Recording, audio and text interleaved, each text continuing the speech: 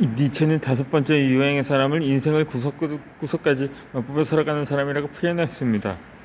다시 말해 인생의 모든 체험을 온전히 받아들이고 그 경험을 삶 속에서 살아가게 만드는 사람입니다. 하지만 그런 사람을 살아내는 일은 오늘날 우리에게 여전히 낯설고 멀게만 느껴집니다.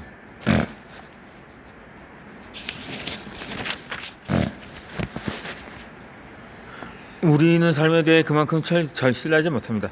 혼자서 여행하려 하지 않으면서 늘 누군가에게 의지하거나 함께 하려고 합니다. 그래서 우리는 세상을 스스로의 시선을 바라보지 못합니다. 낯선 곳을 여행할 때조차도 자신의 눈이 아닌 타인의 기준에 의존하곤 합니다.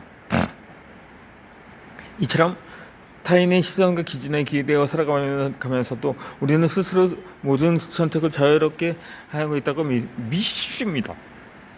마치 지금의 삶의 전적을 자기 취향에 따라 고르고 구성한 것처럼 여깁니다.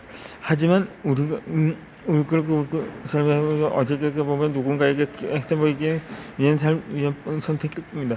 그래서 이리된 순간에 조금이라도 불편한 감정을 느끼면서 바로 등을 들면 달콤한 냄새가 나는 쪽으로 다가갑니다.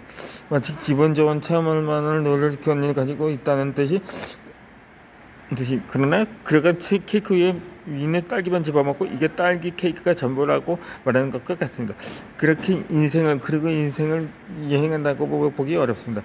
인생이라는 여행은 훨씬 더 다양한 맛들로 채워져 있습니다. 달콤한 도 있지만 씁쓸한 도 있습니다. 그리고 그 모든 맛이 어우러질 때 비로소 우리는 인생이란 케이크를 온전히 맛봤다고 말할 수 있습니다.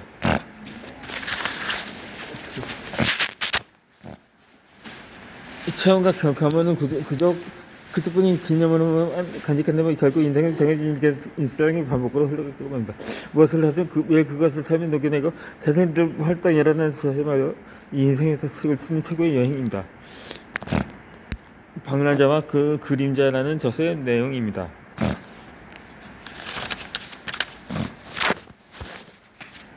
누구나 풍부한 재능을 가지고 있습니다.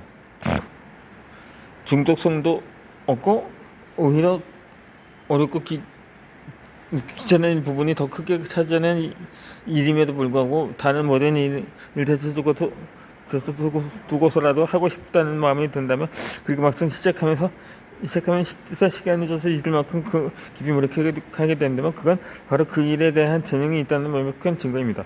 단 이야기에서 말하는 몰입은 반드시 즐거움만을 동반하지는 않습니다. 힘들고 고된 과정입니다. 자꾸만 파고들게 되는 끈이 예술가들이 그처럼 많은 작품을 끊임없이 창조해내는 것도 이 때문입니다. 미국의 소설가 셀린저처럼 외부와 단절된 삶을 택한 예술가들도 있습니다. 그들 마치 세상을 피해서 운전하는 것처럼 보이지만 실제로는 작품을 쓰지 않으면 마음이 불안한 만큼 강한 창작의 갈망에 사로잡혀 있습니다.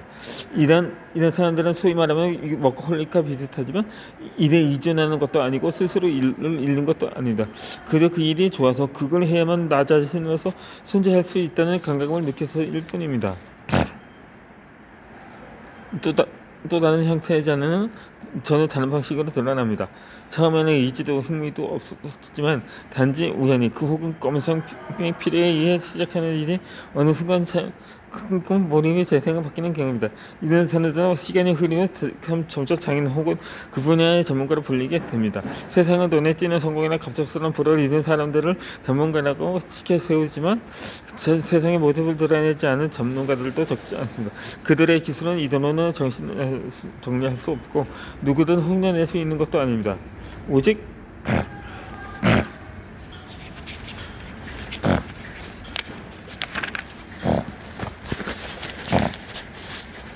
그 사람만의 감각이 있어야 가는 기술이기 때문입니다. 비록 출발점이나 형태는 다르지만 이 두 형 모두 자신만의 재능을 실현하고 있는 셈입니다. 재능이라는 것은 제트는 이 두 가지 형태로 나뉩니다.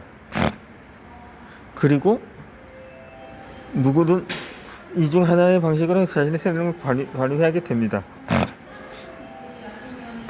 그 재능이 어떤 모습으로 나타날지는 오직 자신만이 알 수 있습니다. 타인이 평가할 수 있는 부분은 특히 자연적입니다. 경연대회 같은 것에서 평가하는 것은 대부분 눈에 보이는 결과물일 뿐이고 그조차도 대개는 흥행에 활용할 수 있는 요소에만 집중되어 있습니다. 결국 나의 재능은 내가 아는 것이지 타인이 판단할 수 있는 것이 아닙니다. 여기서 말하는 재능은 세간에서 흔히 말하는 재능과 본질적으로 다릅니다. 세상이 말하는 재능은 자칫하는 것처럼 혹은 특별한 혈통의 결과인 양 표현됩니다. 얘는 우리부터 이어져온 혈통이 우주의 연장상이며 일부 사람들의 기득과 위자고 자신만의 지위를 공고히 하기 위한 이기적인 생각에서 나온 것입니다.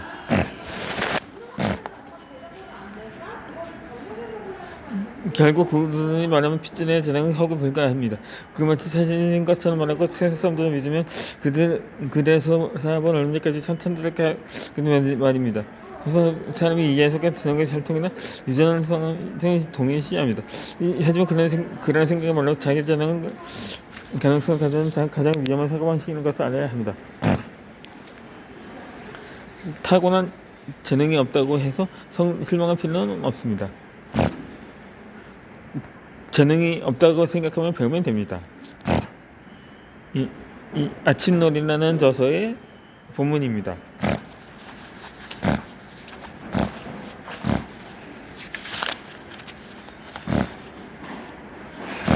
이 세간의 그 가치관을 벗어나 자유로워져야 합니다.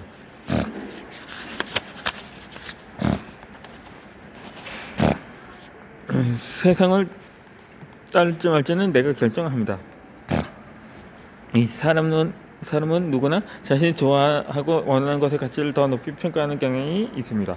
반면에 자신이 싫어하거나 잘 알지 못하는 것, 손이 닿기 어려운 것의 가치는 무시하거나 낮게 봅니다.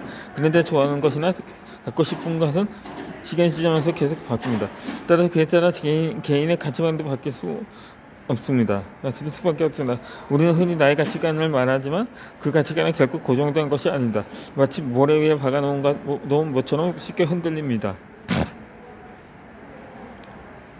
나 자신의 가치관을 이렇게 쉽게 요지치는데 세상에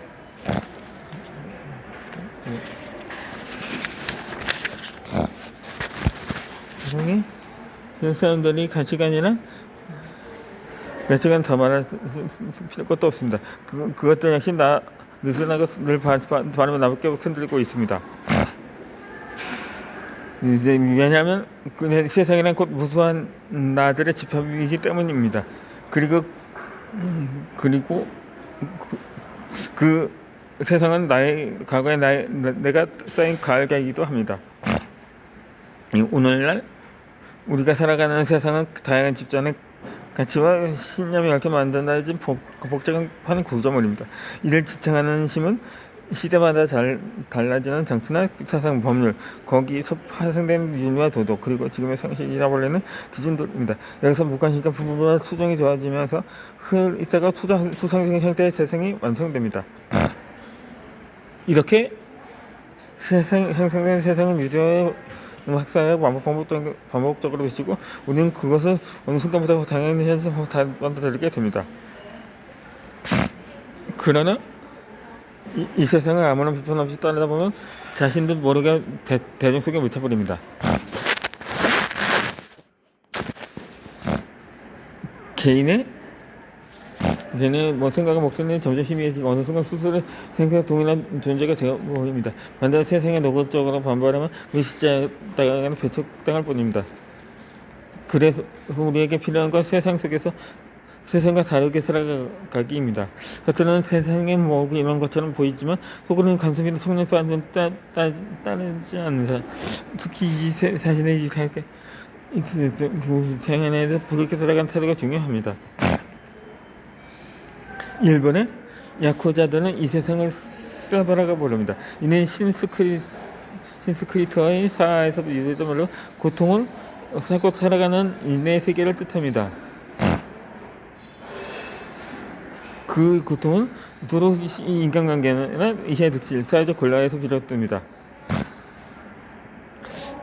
이런 현실은 오늘만의 문제가 아닙니다. 고대에도 마찬가지였습니다. 예수는 당시 세상에 부당한 고통을 직시하여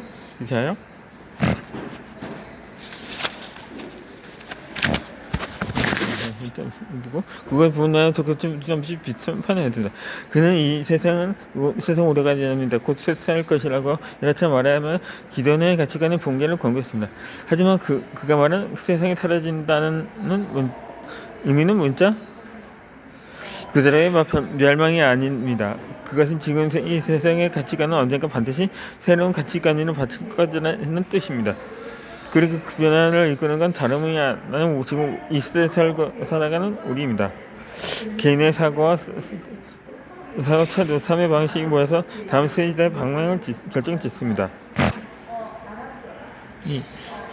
결국 오늘은 살아가는 우리의 삶이 내일의 세상을 만듭니다.